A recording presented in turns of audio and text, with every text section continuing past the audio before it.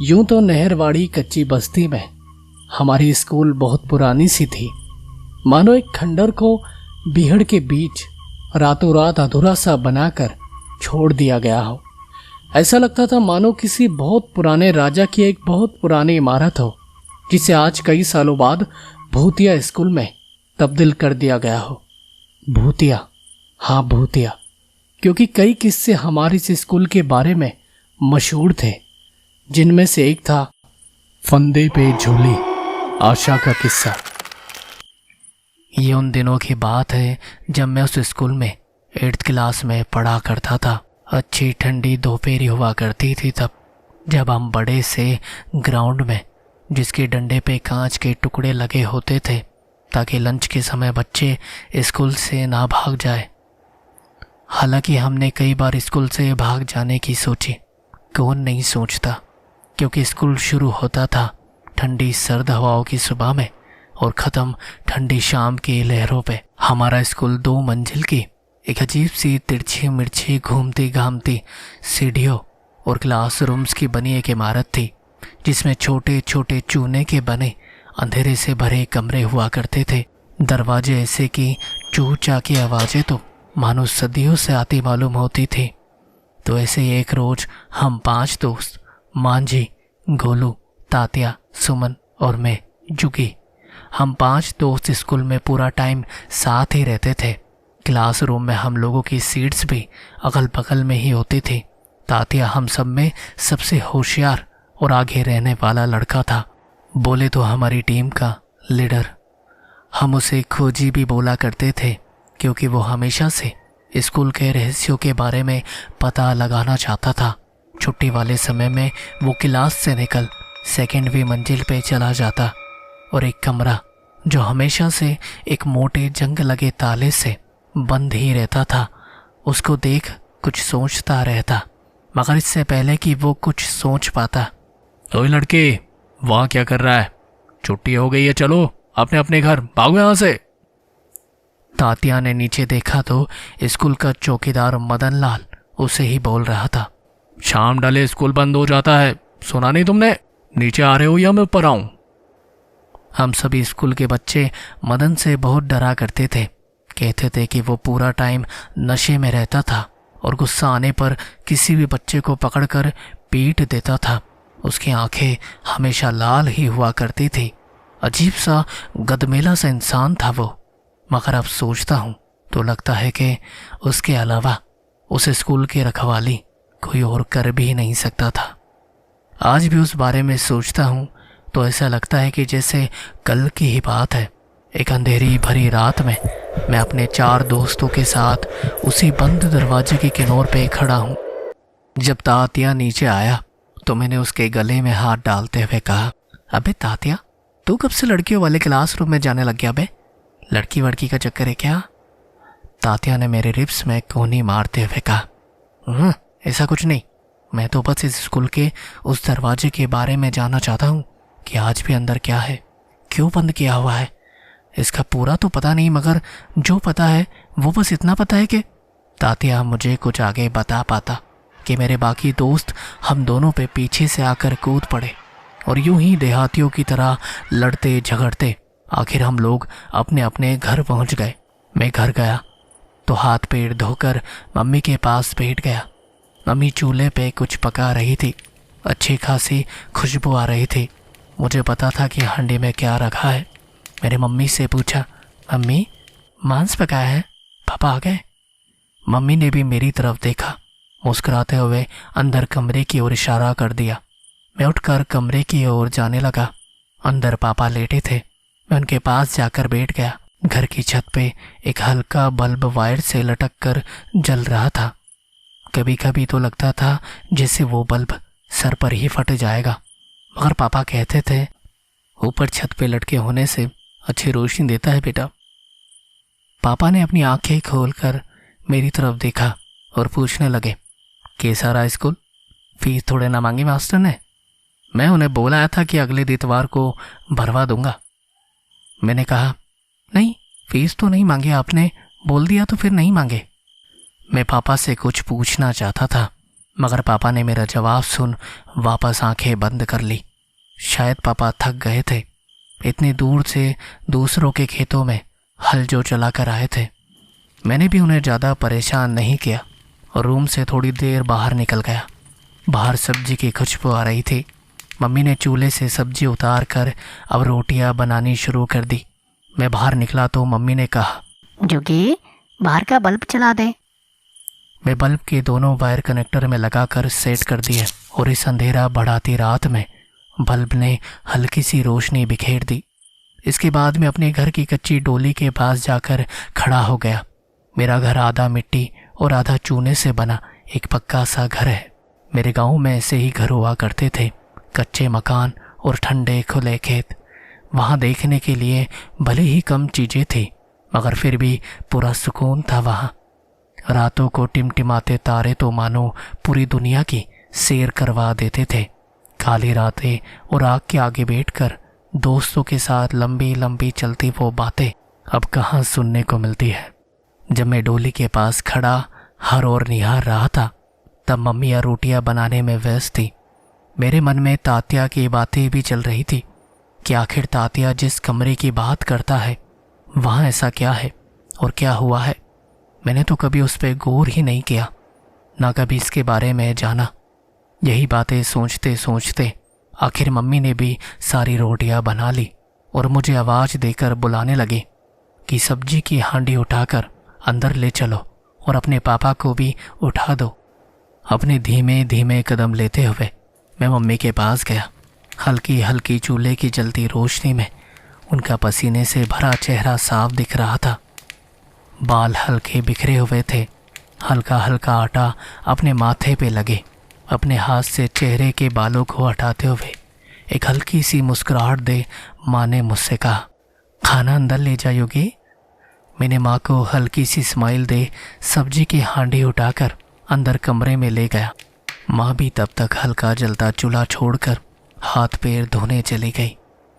अंदर गया तो बाबा को उठाने लगा। मेरी आवाज़ से बाबा उठे तो मैंने उन्हें कहा, खाना खा लो बाबा।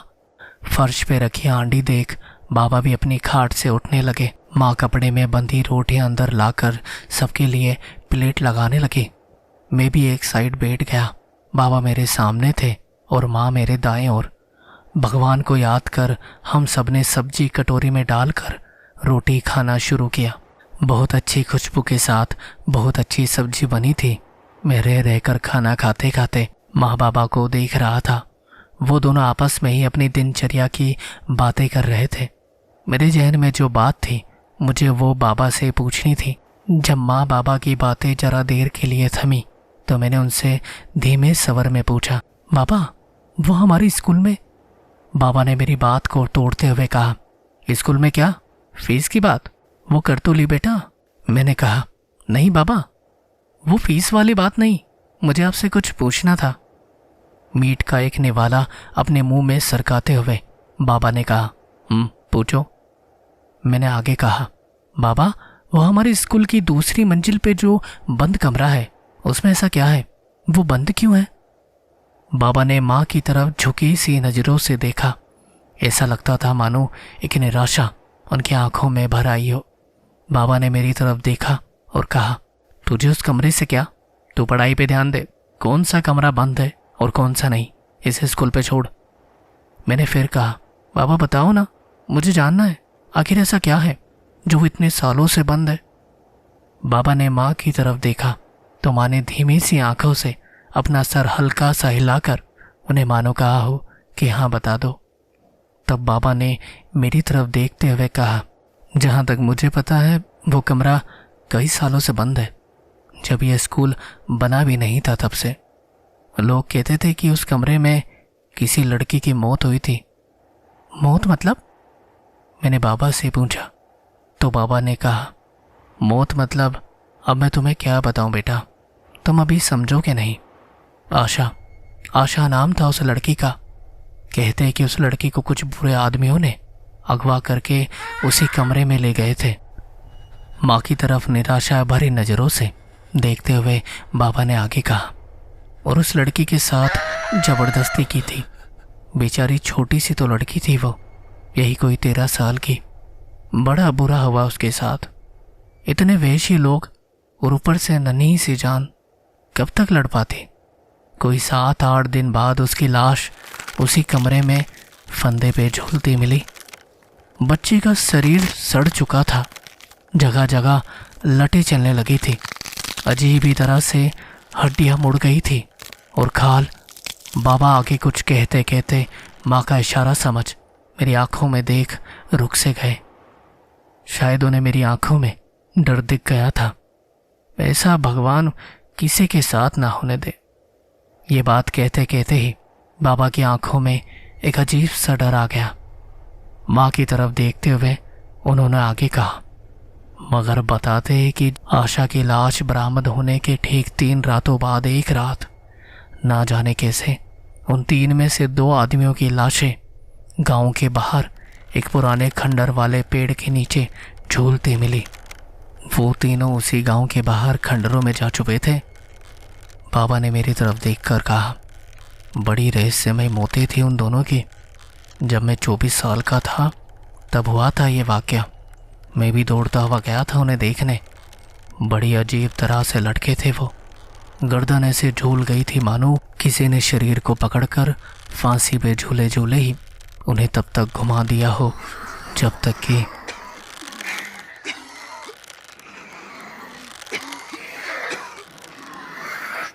गर्दन रही ही नहीं थी उनकी।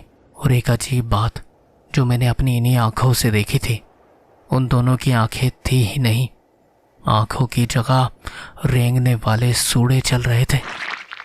बाबा इससे पहले कि अपनी बात खत्म करते माँ उठकर बाहर चली गई। बाबा समझ गए कि माँ को ये बातें ठीक नहीं लगी। सुनीता, अरे नहीं कर रहा ये बात, आओ खाना खा लो। माँ बाहर पानी लेने गई थी। बाबा की ओर परेशान सी नज़रों से देखते हुए नीचे बैठ गई। उसके बाद ना बाबा ने कुछ बताया ना मैंने कुछ पूछा। उसी रात जब हम लोग खाना खाकर अपनी अपनी चारपाई पर लेटे थे, तब मैं बाबा के बगल वाली चारपाई पर लेटा था। मैंने बाबा को धीमे से पूछा, बाबा वो जो 3 लोगों में एक बच गया था उसका क्या हुआ? तब बाबा ऊपर घर के कच्चे पक्के से छपरे की तरफ देखते हुए कहने लगे, वो बच्चों का आदमी आज भी बिस्तर पर अपनी आखिरी सांसें गिन रहा है, मगर उसे मौत नहीं आती, बस दवाओं पर नर्क जैसी जिंदगी जी रहा है। मेरी तरफ पलटते हुए बाबा ने आगे कहा, मानो जैसे उस कमरे को बंद करने के कारण ही उसकी जान बच पाई। कहते हैं कि आशा की आत्मा ने उन 2 आदमियों से अपना बदला लिया और वो तीसरा इसीलिए जिंदा रह गया क्योंकि एक बहुत बड़े अघोरी तांत्रिक ने आशा की आत्मा को उसी कमरे में बंद करवा दिया था। कहते हैं कि अगर वो अघोरी ना होता तो ना जाने आशा कितनों की बलि ले लेती। मैंने अपनी चादर को शरीर के ऊपर ओढ़ते हुए बाबा से धीमी सी आवाज में कहा, बाबा क्या आत्मा भी बदला ले सकती है? बाबा ने बंद पड़े किवाड़ की ओर देखते हुए कहा, हाँ लेती है, जब आत्मा सिर्फ आत्मा ना रहकर डाकिनी या भयानक डायन का रूप ले ले या छल करने वाला छलावा।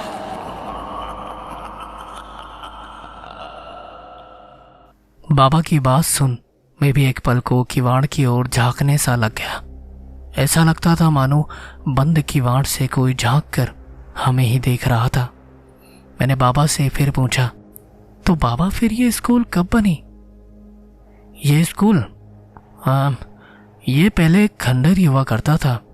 स्कूल तो कई सालों बाद बनी है, मगर तांत्रिक के मुताबिक ना तो खंडर का कमरा तोड़ा जाना चाहिए था, ना ही खोला। खोले जाने पर सख्त मनाही थी। मुझे आज भी याद है, तांत्रिक ने जाने से पहले बड़े लोगों से साफ शब्दों में कहा था, याद रहे ये स्कूल का दरवाजा कभी ना खुलने पाए।